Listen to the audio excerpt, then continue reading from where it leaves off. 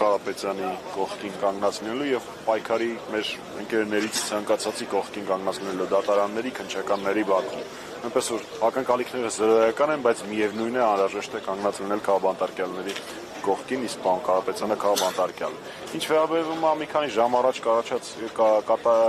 կայացրած որոշմանը հետ լիցենզիայից զրկելու հետ կապված, գաղտնիք չի, որ Փաշինյանը բոլոր հնարավոր պետական անօրինական, հակաօրինական լծակներով պայքարում է այլախոհների դեմ, այդ թվում նաև պարոն Կարապետյանի հաշվի առնելով իր ազդեցությունը եւ կշիռը եւ հարգանքը, որ ինքը վայելում է Հայաստանի Հանրապետությունում եւ դրա սահմաններից դուրս։ Ուստի բոլոր հնարավոր միջոցներով ինքը փորձելու է պայքարել, վստահ եմ, որ պարոն Կարապետյանի համար այս ամենը կանխատեսելի էր եւ սրանցից ոչ մեկը, ոչ հեծի հետ կապված զարգացումները, ոչ էլ բնականաբար ապօրինի ազատազրկումը չեն կարող հասնել պարոն Կարապետյանի վճռականության վրա։ Հանգուցալուծումը ինչպես եւ երբ եք տեսնում իրավիճակը։